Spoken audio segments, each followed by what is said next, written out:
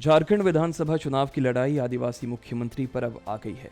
India गठबंधन जहां आदिवासी CM की बात करता आया, तो पीएम मोदी ने भी इशारों में राज्य में आदिवासी सीएम बनाने का संकेत दिया है।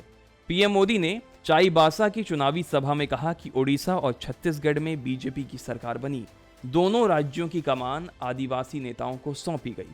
पीएम ने इसके आगे तो कुछ नहीं कहा, लेकिन उनके इस बयान से सियासी हलकों में चर्चा शुरू हो गई है कि क्या ओडिशा और छत्तीसगढ़ की तरह झारखंड में भी बीजेपी की सरकार बनने पर किसी आदिवासी नेता को सीएम की कुर्सी सौंपी जा सकती है।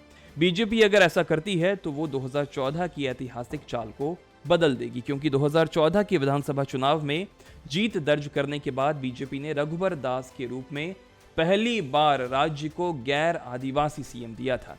झारखंड के मुख्यमंत्री हेमंत सोरेन ने कहा कि आदिवासी राज्य पर शासन करेंगे क्योंकि ये उनका है। उन्होंने एक रैली को संबोधित करते हुए कहा कि हमने अलग झारखंड राज्य के लिए लड़ाई लड़ी और हम अपने अधिकारों को सुरक्षित करने के लिए भी लड़ेंगे।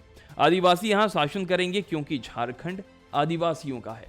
2011 की जनगणना के अनुसार झारखंड की कुल संख्या करीब 3 करोड़ 30 लाख के आसपास है।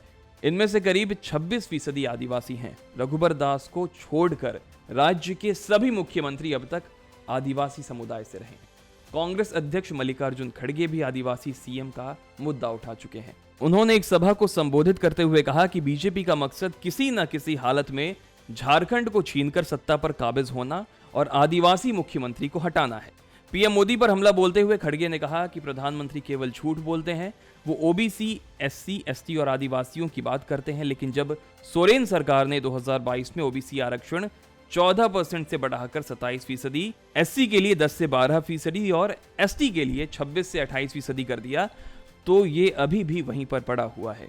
मोदी जी, अगर आप ओबीसी, एससी और एसटी और आदिवासी के हमदर्द हैं, तो आपने इसे पास क्यों नहीं किया? ये सवाल कांग्रेस बीजेपी के सामने और जेएमएम उठाता आ रहा है। देखते हैं आगे बीजेपी इस पर क्या करती है। बाकी देश दुनिया की खबरों के लिए बने रहें TV9 भारतवर्ष के साथ।